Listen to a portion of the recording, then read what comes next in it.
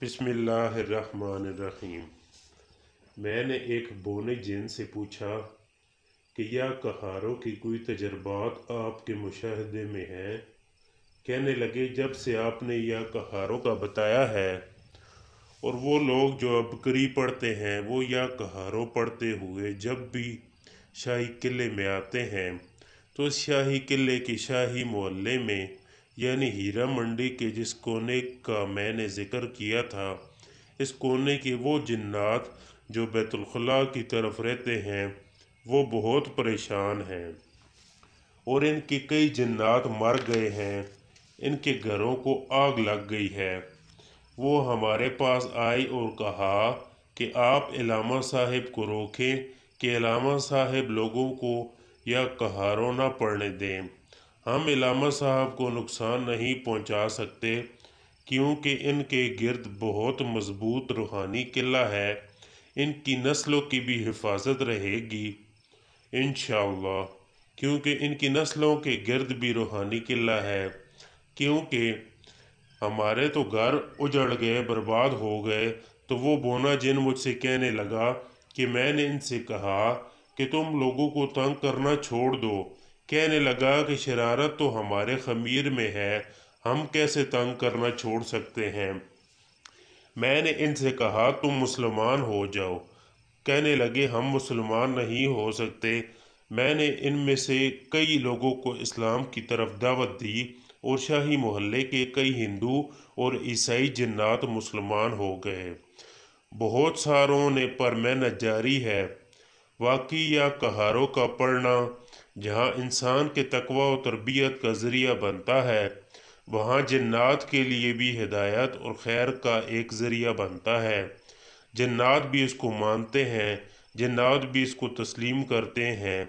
ये एक मुख्तसर नशिस्त का तज़किरा था जो मैंने जिन्नात के साथ की। दोस्तों, एक बात बताता हूँ, वो ये है कि शाही किला के इर्द गिर्द कुछ ऐसे राज और भी हैं जो कभी मैं आपको बताऊंगा।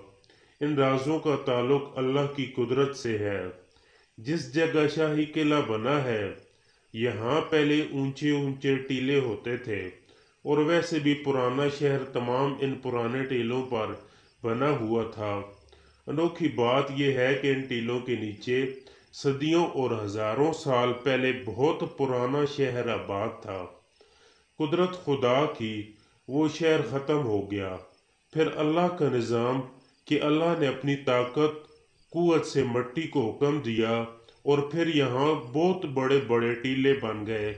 इन टीलों के नीचे यानी शाही किला के नीचे और पुराने लाहौर शहर के नीचे एक बहुत बड़ा और बहुत पुराना शहर है जिसकी अपनी एक मखसूस तहजीब, जिसके अंदर अपना एक मखसूस निज़ाम है और वहाँ भी एक मखलूक आबाद है जो इंसान नहीं, जिन्नात भी नहीं, वो और मखलूक है जो सिर्फ अल्लाह के कब्ज़ा कुदरत में है।